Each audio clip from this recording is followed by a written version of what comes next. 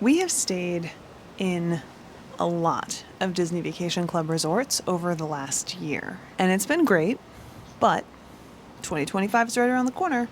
So what's next? Hey everyone, welcome back to the channel and welcome to the balcony. It is an absolutely gorgeous day today. I can't even tell you. The sun is shining, there's not a cloud in the sky, we've got this wonderful breeze, and so I figured we could sit down, hang out for a bit, and talk a little bit about our plans for 2025, especially when it comes to where we're planning on staying in 2025. Because I know that this is actually a topic that you guys have kind of brought up, especially in the comment sections of some of our recent videos. You know, 2024 has been filled to the brim with Disney Vacation Club stays. And there's a few different reasons for that. First and foremost, we're Disney Vacation Club members. So we have points, we're gonna use those points. But we only have so many points. And I know what you're wondering, well, hold on a second, you must have a ton of points with all of the stays that you did this year.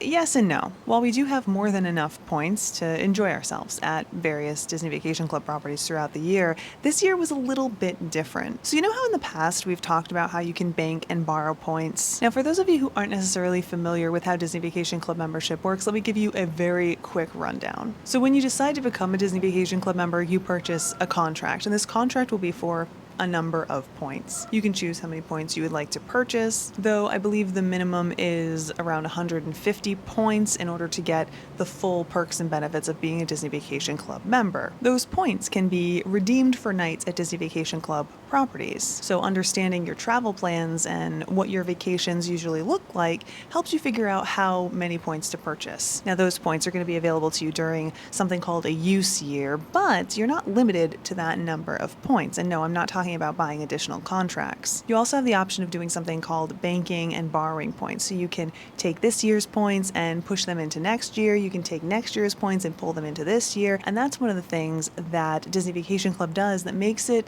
better for families who are looking for a little bit more flexibility. Of course, we go into all of this every now and again. I think I even have a playlist where we talk all about Disney Vacation Club stuff, so I encourage you to check that out if you're interested. But here's the situation for us, or at least this is how we ended up in the situation that we were in this year, the year 2024. So we had known this year that the Boo Crew, which by the way, I know some of you have been asking about the Boo Crew, like who are they? The long and short of it is that they're my parents. They decided to move down to Florida and they wanted to help out with the channel from behind the scenes. So I figured they could use an official name and we went with Boo Crew, you know, keeping with the spooky theme. So we knew that they were going to be moving down to Florida at some point and we wanted to be able to put them up. We wanted to make sure that they had a place where they could stay. We don't live in a very big place, so this wasn't going to work for them, although it would work in a pinch. But having DVC, we knew that they would have an entire one bedroom available to them. So their own kitchen, a separate bedroom, they could have their own space just to make the move down a little bit of an easier transition. And so we went ahead and we pulled some points from next year into this year and we booked them a one bedroom for however long it was. But the transition happened a lot easier than we had originally anticipated that it would. And so we no longer needed a one bedroom villa for the length of time that we had originally booked. So we went ahead, canceled the rooms, and then that left us with this surplus of points that needed to be used in this calendar year. So we went ahead and stayed all over the place, which has been great. Like I said, we not only got a chance to check out some additional resorts and share them with you, but we also had the opportunity to do some staycations for us too, which has been great. Some of the more notable ones, even though the room didn't really work out, was Animal Kingdom Lodge. We did a nice stay over there, got a chance to really enjoy the animals, and our personal favorite, which was the Treehouse Villas. Man, that stay was so memorable, so much fun, and I can't wait to stay there again, especially once they get refurbished. But what this means for us is that next year is going to look a little bit different because since we pulled points from 2025 into 2024, we're not going to have points available to us in 2025. Well, now that I think about it, we might have some points. I think it's like a night or two though. So not really much to write home or even get too excited about. And that means we won't end up doing a ton of reviews or a ton of stays at Disney Vacation Club properties in 2025, which I'm sure is something that some of you are pretty excited about, because I know that there are a number of you out there who you're like, I get it, you're staying at all these DVC places, but like stay somewhere else. And we have stayed elsewhere, including some much more affordable options like Caribbean Beach, the All-Stars, Pop Century, Art of Animation. So we haven't just been limiting ourselves to Disney Vacation Club properties, but it might have seemed like it, especially as we've wrapped up this year because of, like I said, points that we needed to use. Now, I want to share some thoughts with you on what we're thinking about doing in 2025. But before I move into that, let's talk a little bit about DVC. Like, I just want to touch on how DVC works when it comes to situations like this, because I'm sure that some of you are like, oh my goodness, that's a whole year without vacations. I don't know if that's for me, but there's also some of you who are like, hold on, there's a solution for this. So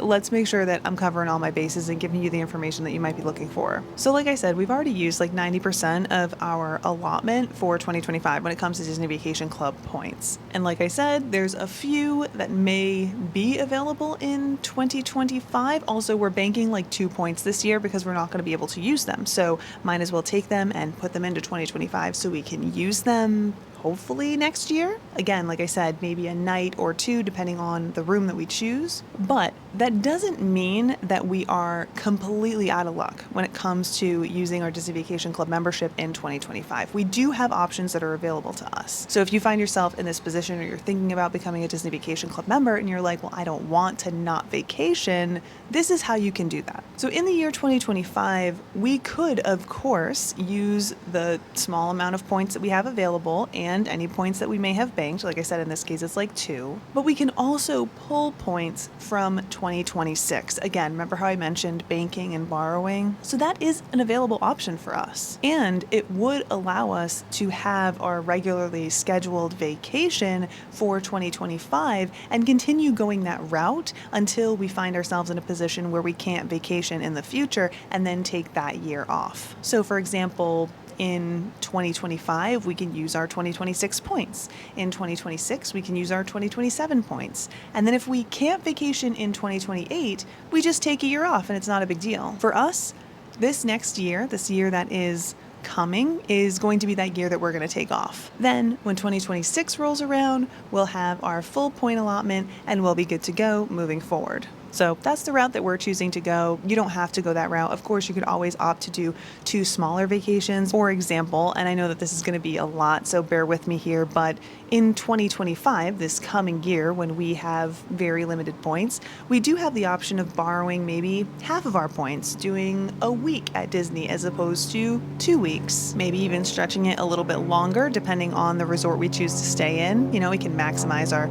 points, maximize the amount of time we'll be able to stay by staying somewhere different than where we're used to. And then that still gives us half of our points in 2026 that we didn't borrow to do another vacation then. A little bit shorter, but we could still use that in 2026. You know, so there are a lot of different options. You can definitely be flexible and make this work for you. Of course, since there are some of you who are Disney Vacation Club members out there who have probably had experience with this in the past, I'd love to hear what you have to say. So pop it in a comment down below. This is also a great way to give anyone who is thinking about Disney Vacation Club membership an idea of options that might be available to them. So please share your opinions. I'd love to hear them, and I'm sure there are so many more people out there who also would love to hear them as well. But this brings us back to the what are we going to do in 2025 portion of today's discussion. Great question. Now, as most of you probably already know, one of our main focuses here is travel. Yeah, we talk a lot about Disney, but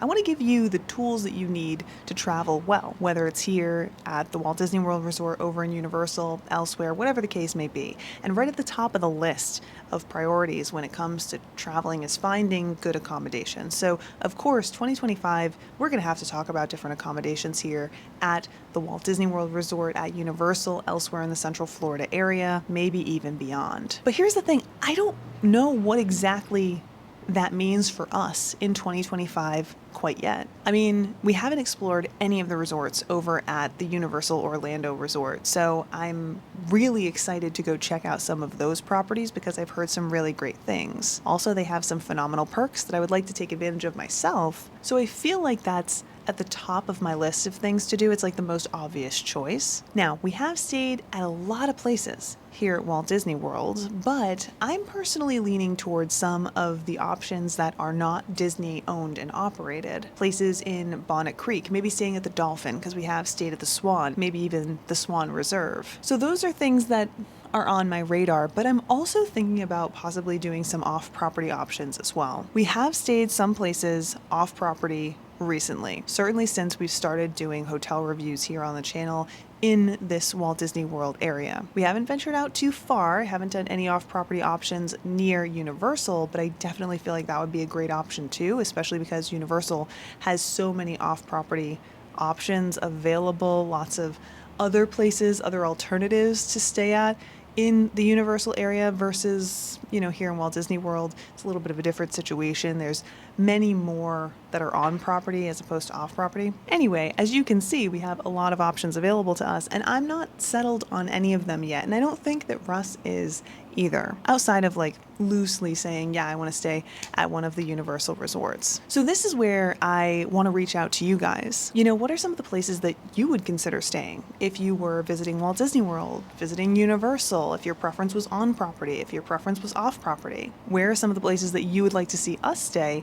in 2025? Maybe they're not even here in the Walt Disney World area. Maybe you want us to check out the Space Coast or go back to Daytona Beach, spend some more time in Tampa, Miami, maybe visit another state altogether. We want to hear it. We want to hear from you. So pop it in the comments down below. Let us know your thoughts. Let us know your recommendations. Of course, I just have to be upfront. I can't promise anything, okay? There is, as you might imagine, a lot of planning and money required to travel to various places and stay in some of the places that we want to stay. So I can't guarantee that I will definitely do any of the things that you suggest, but I can definitely guarantee that we'll take it into consideration. So I want to hear your recommendations. Pop it in a comment down below. Also, like I mentioned, some of your thoughts on using Disney Vacation Club points and being flexible. I think everyone would love to hear that. But yeah, I think that's about all for now. Thanks so much for hanging out with me on this absolutely gorgeous day. Man, we have so much beautiful weather ahead of us. I cannot wait. And of course, I'm taking you along with me